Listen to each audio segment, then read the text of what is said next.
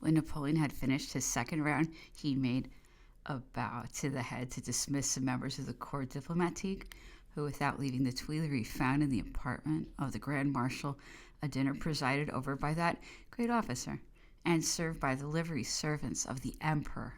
This repast was magnificent, in a different way from that of the Emperor himself, and at least the gourmands, who were, when they were admitted to the table of the first consul, complained that it began too late and left off too early, were able to take their ease. The table was laid for 25 persons, and the menu comprised 4 soups, 2 dishes of beef, 4 removes, 24 entrees, 8 roasts, 20 entremets, 4 great pieces, 12 hors d'oeuvres, and 4 salads. For dessert, 4 cheeses, 12 bonbons, 12 dishes of small pastry, 12 compotes, and 12 fruits. After the coffee, 24 ices. As to the Emperor, he had his regular Sunday dinner, which is a family dinner around the table placed as usual in one of the salons, and served on this day on silver gilt are placed 3 armchairs for himself, for the Empress, and for Madame Mère, and chairs to the necessary number of the princes and princesses, all without exception take at the Emperor's table their family rank, that is to say, the order of age. Under no circumstances has this rule been set aside, and it may be seen from what follows what historical value is to be given to those very ingenious and theatrical legends on the quarrels which broke out between the princesses on the subject of their rank.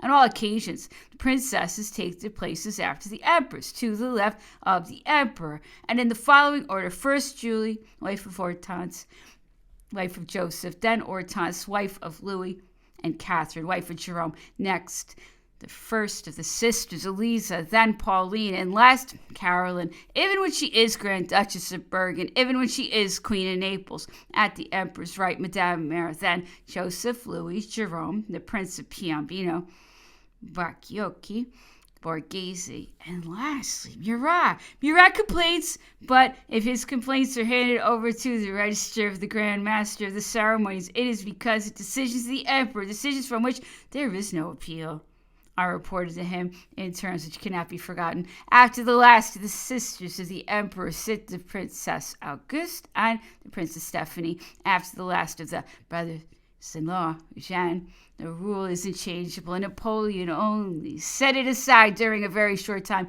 in favor of Stephanie de Beauharnais alone at the time when he was pleased to adopt her. Auguste never had any private honors, no doubt because he did not come to Paris till after the divorce. The family dinner is, in the usual way, announced by the prefect of the palace. The emperor and empress are served by pages of princes and princesses by the maitre d'hotel and the valets de chambre. The only difference between this dinner and that of every day is that of the nefs of their majesties were set on a dessert table opposite to their places, but simply as a matter of etiquette.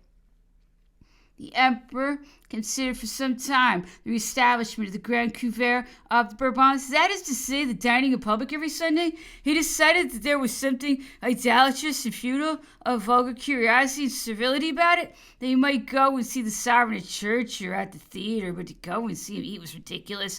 The circumstances of the time, said he, had seen Helena, ought to have limited the ceremony to the Prince Imperial, and only during the time of his youth, for he was the child of the whole nation. From that time he would be the object of universal solicitude. The menu, a little more abundant than on weekdays, was composed of 2 soups, bouillie, 1 remove, 6 entrees, 2 roasts, 4 entremets, 2 great pieces, 4 hors d'oeuvres, 2 salads. At dessert, 2 cheeses, 4 plates of bonbons, 4 of small pastry, 4 compotes, and 4 fruits. When the Bourbons returned, they changed this.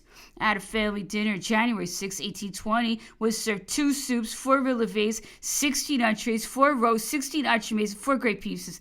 It is true that the dinner of the king lasted some hours more than that of the emperor, although for the family he consented to remain at table a little longer than on the days when he dined with the empress. Then he dined in 10 or 12 minutes. On Sunday he allowed a quarter of an hour, sometimes even 20 minutes. And if he rose sooner, the empress gave a sign to the guests, and they remained. But yet, the best plan was to do as Sushen when he found himself in Paris and had dined before. After dinner from 1804 to 1810, the emperor habitually remained in one of the salons to chat with his mother, his sisters, and the empress. It was, in fact, altogether exceptional for any stranger, though he were a prince, to be admitted to interfere with this intimacy. Stephanie and Eugene, having been adopted, were of the family. The Prince of Baden was connected, and the Grand Duke of Würzburg later was the uncle of Marie-Louise. It appears that the Prince of Bavaria, at a later time, the kings of Saxony, Bavaria, and Württemberg may have been invited, but still with these three sovereigns, the emperor had family ties. It was a favor without precedent when Bernadotte and his wife Desiree Clary were admitted into it on September 25th, 1810. It was the eve of departure of Bernadotte for Sweden, and it was involved a long conference between the Grand Master of the Ceremonies, the Grand Marshal, and the Grand Chamberlain to draw upon etiquette for such an unprecedented occasion. Although looked on as the Marshal of the Empire and styled Prince of Pontecorvo, Bernadotte came in Swedish costume. It was not till after dinner in the apartment of the Empress that he was presented as the Prince Royal of Sweden, in the first place to Marie-Louise and then to the Emperor.